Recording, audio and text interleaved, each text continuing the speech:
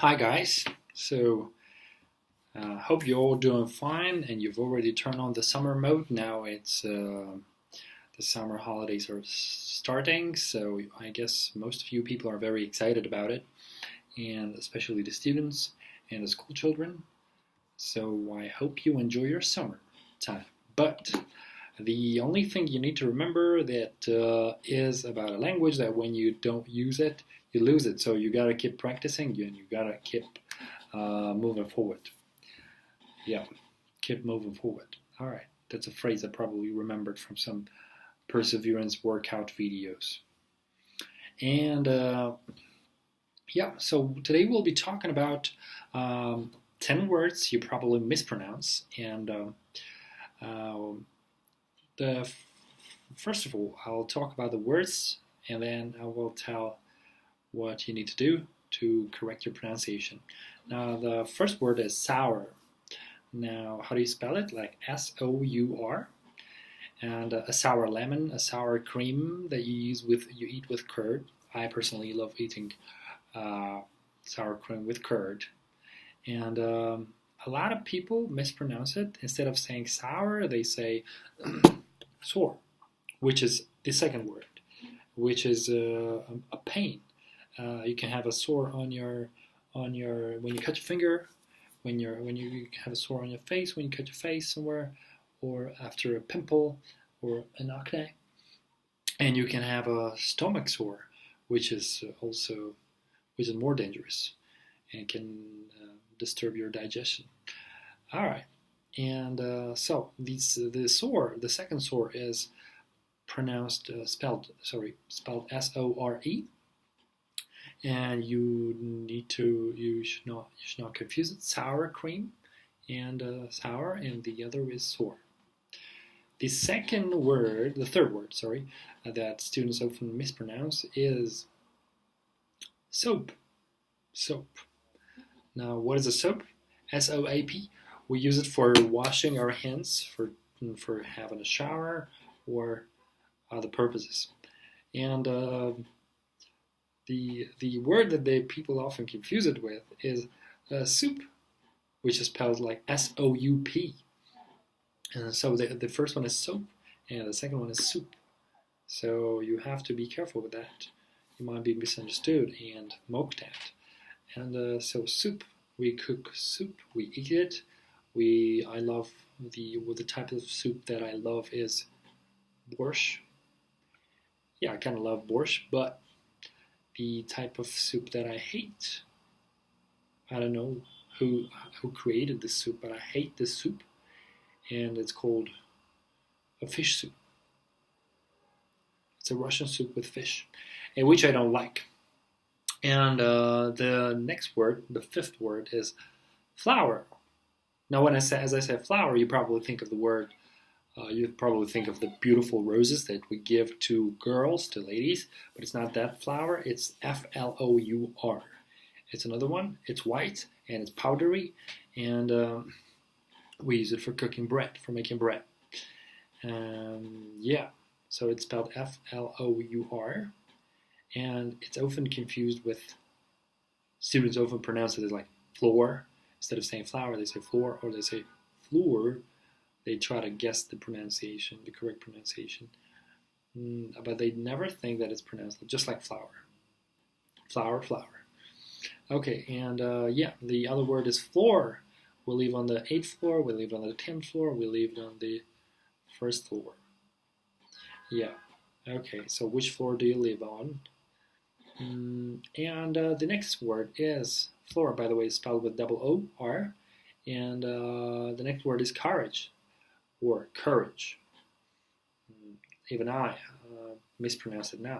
It's courage, not courage, or courage, or it's courage, and it's spelled like C-O-U-R-A-G-E.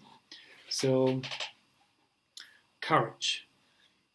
A courage or courage? It's courage. So, you have to have the courage to do something.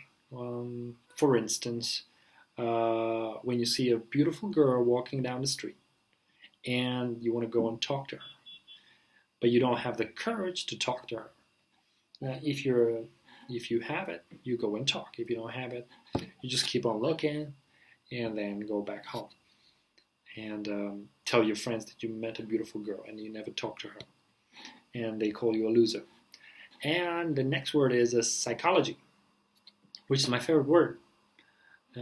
Everything connected with psycho, starting with the root psycho, is my favorite.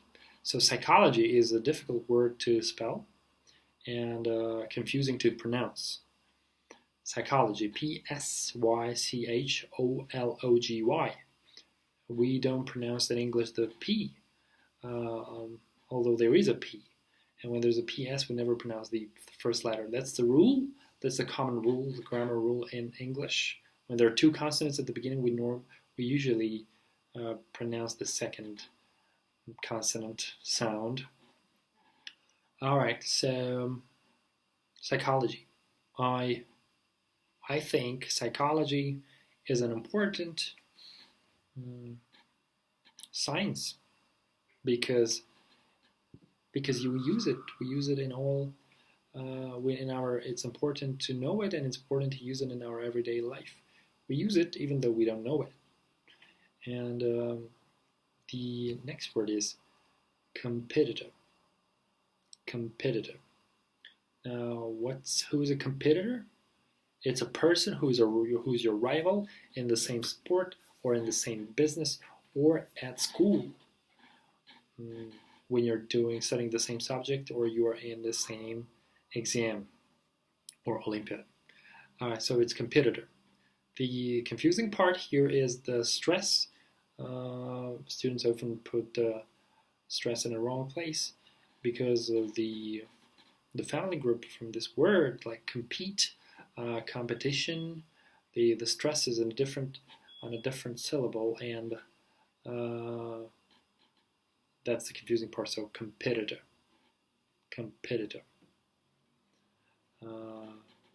All right, and the final word is comfortable.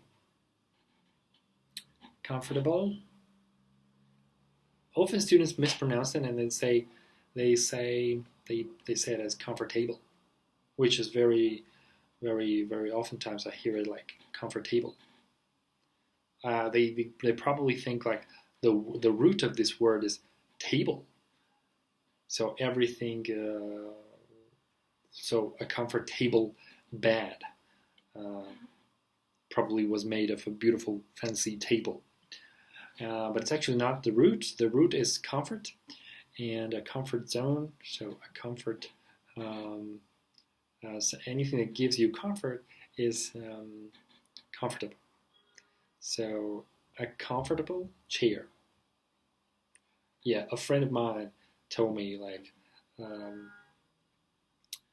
that you cannot use like there is a word comfortable and there is also the word convenient, which are synonyms, but you cannot always use it instead of like the first one instead of the other one.